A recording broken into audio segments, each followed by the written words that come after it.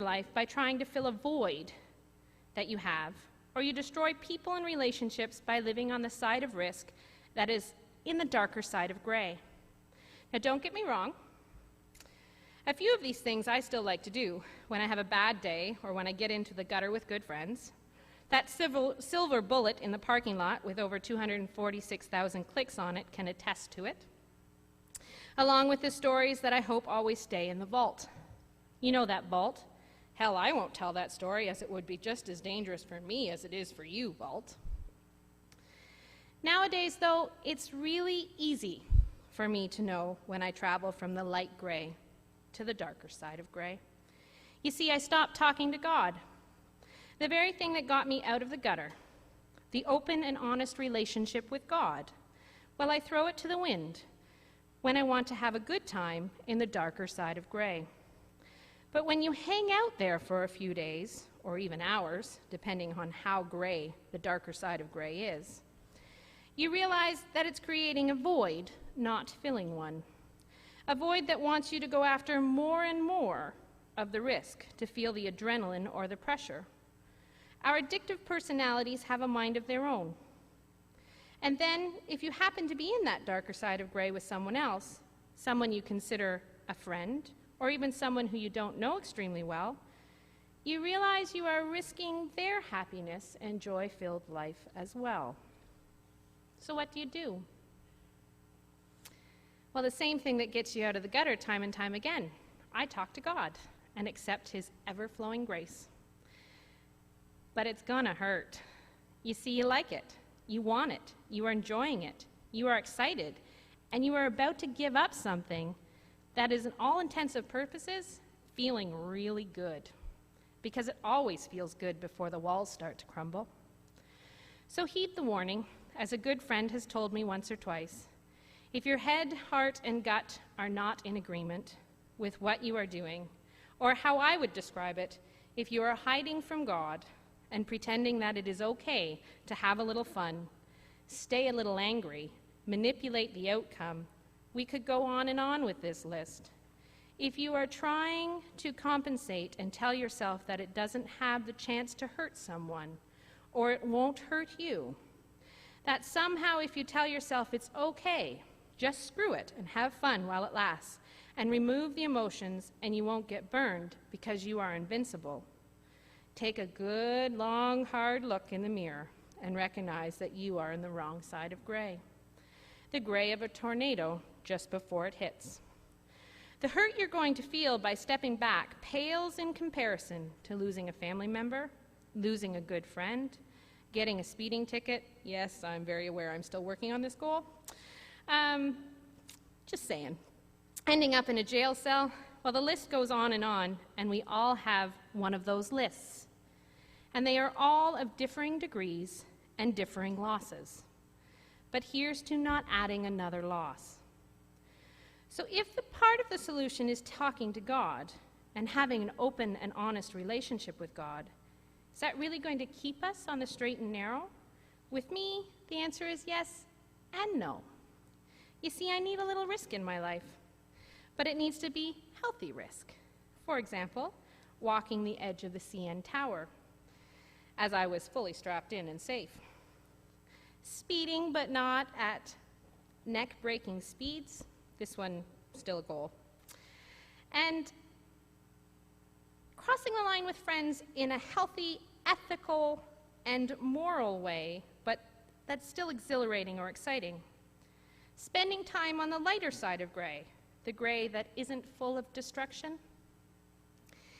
There are other things that make up that darker side of gray. Sometimes it's risk. Sometimes it's anger. Sometimes it's anxiety. All of us know what makes up our darker side of gray. But what is key is to learn how to tell if we are in the darker side of gray. For me, and I suspect most of us sitting in this room, a pretty clear warning is when we stop talking to God. Stop looking for his guidance. Stop listening to his small but mighty voice.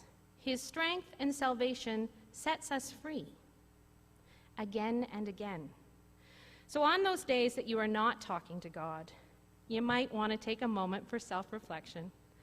God knows how to help us fill our voids, to give us joy that lasts throughout the day and not just to the next fix. He provides us with a feeling of peace, a feeling of self-worth, a feeling of strength.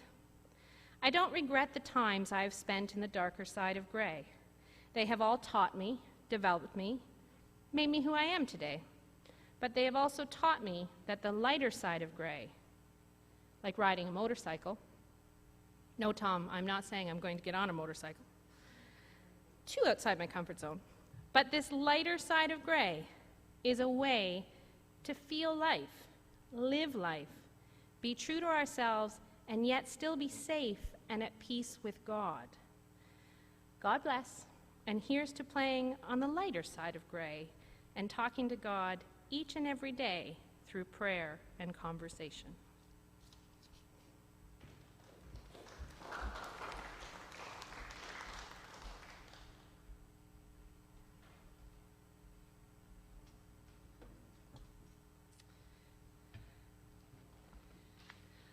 Next song we're going to sing is another Alison Krauss song, as mentioned, and it's In the Palm of Your Hand.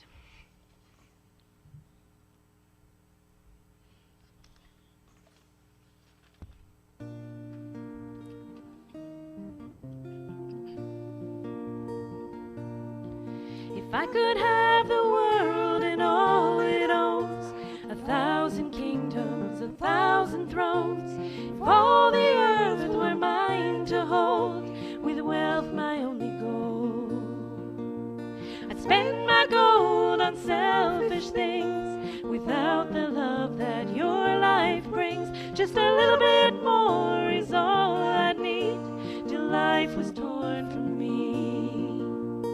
I'd rather be in the palm of your hand, though rich or poor I may be.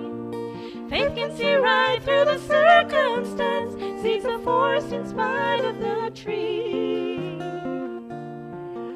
Your grace provides for me. If I should walk the streets, no place to sleep, no faith in promises you'd keep, I'd have no way to buy my bread, with a bottle for my bed.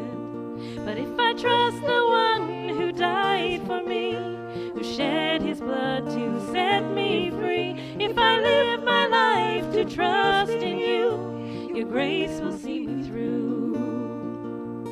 I'd rather be in the palm of your hand, though rich or poor I may be. Faith can see right through the circumstance, sees the forest in spite of the trees. Your grace provides for me. Your grace provides for me.